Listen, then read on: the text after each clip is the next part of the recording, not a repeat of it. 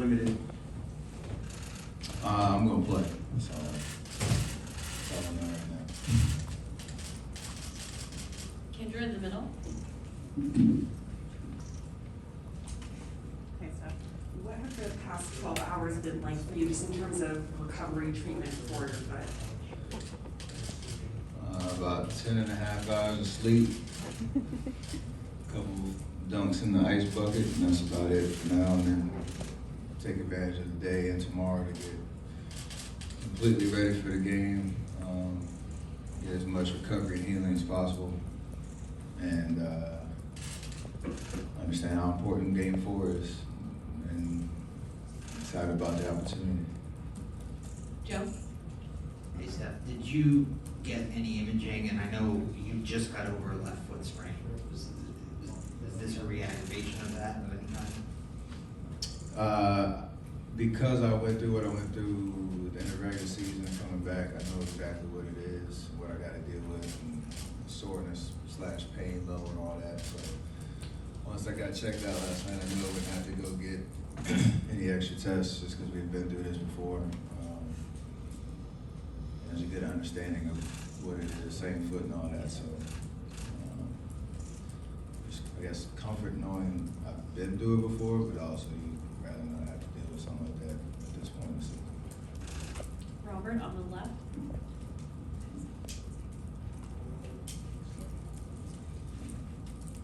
Hi, man, Celtics Media. Steph, how surprising is it to see some drop coverage out there against you? I don't know how often you see that given the shooter you are. And how do you try to respond to some of that coverage? Are you just trying to shoot over it again and again? And did they adjust that all in the fourth? You understand personnel, like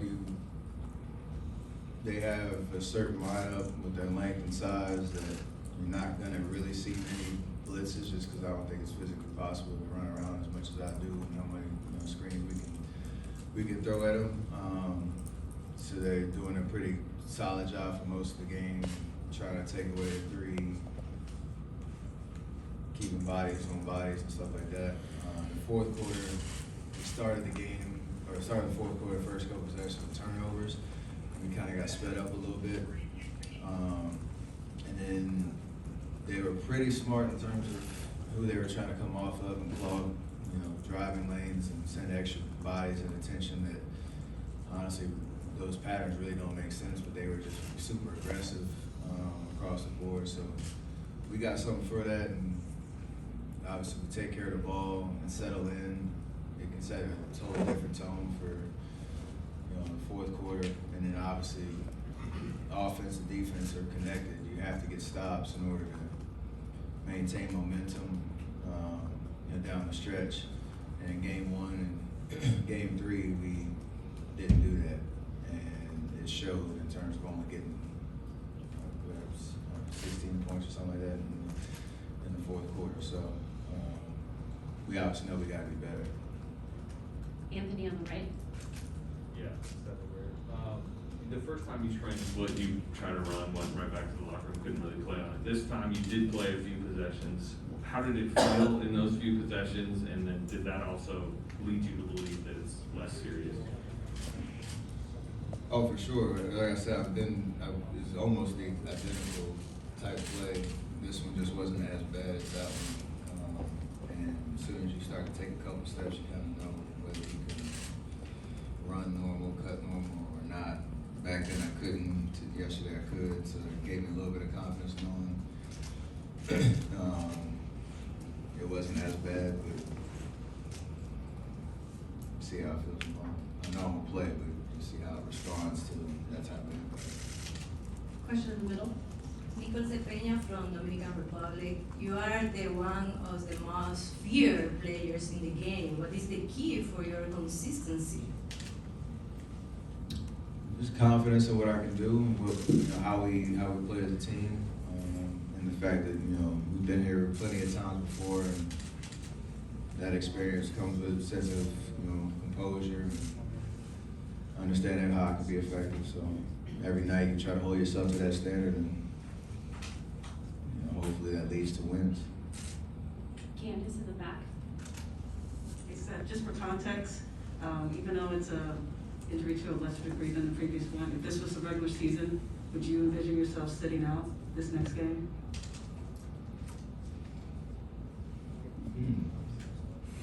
It's a tough one to answer. I don't know.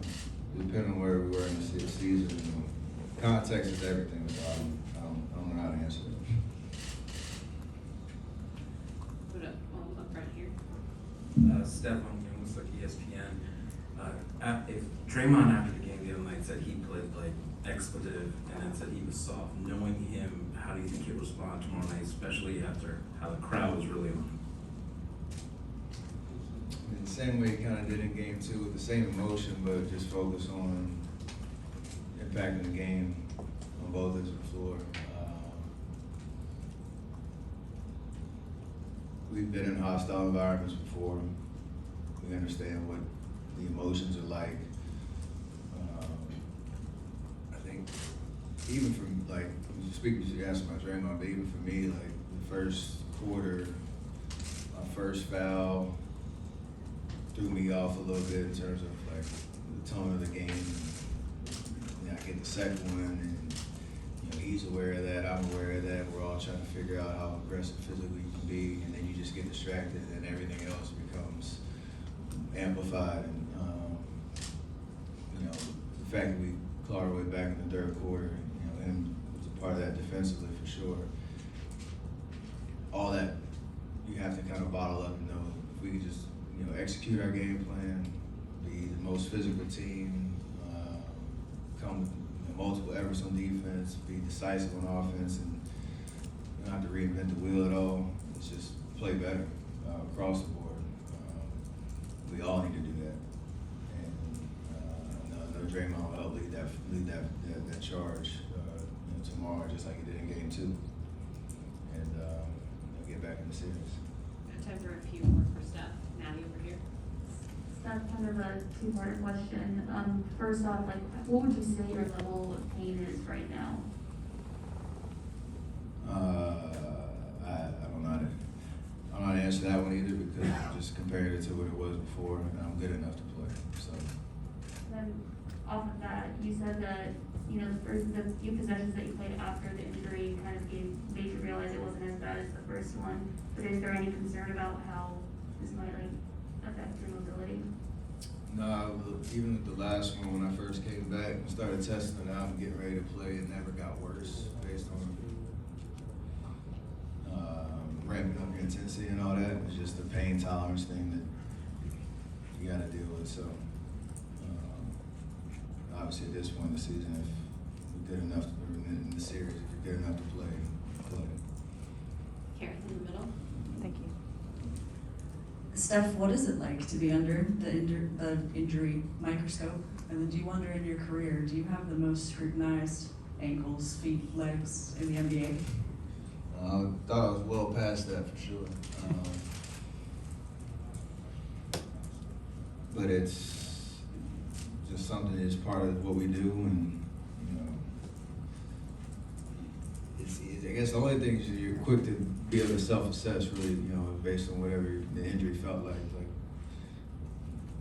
I think to Anthony's question, when I did it in the regular season, I knew right away like something was severely wrong. Last night I knew I was hurt, but it was not as bad. I could kind of, you know, gauge whether I should stay out there or not do any more damage, and then that's why I'm very confident I'm gonna play tomorrow and keep it moving. So you become your own doctor to a certain extent based on all the different episodes that you had. I don't know if that's a good thing or not. Last question to Marcus. Marcus Thompson, The Athletic. Steph, you've been driving a lot. Hold on, my phone.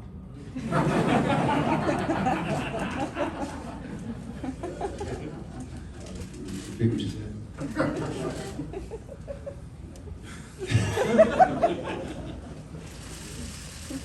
Got him.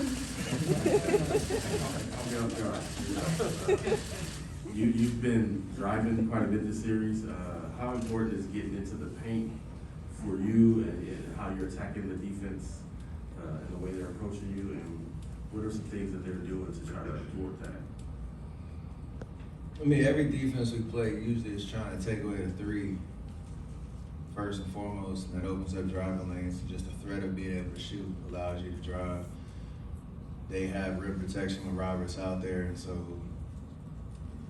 it's a big part of why their defense is ranked as high as it is, and why it's been a difference in a couple of these games, because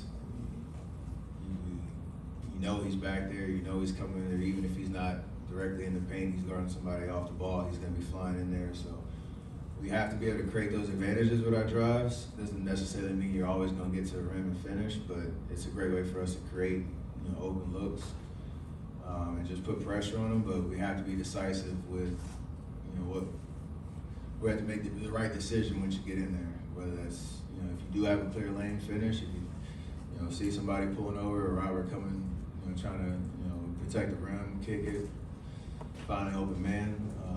But you can't be stubborn thinking you're just going to keep driving in there and trying to finish over those guys. Because that's what they do well. So it's on us to take advantage. Because we can get in the paint pretty much whenever. It's just what do you do with it when you get in there? And certain games we've done it well, some we haven't. Thanks, Steph.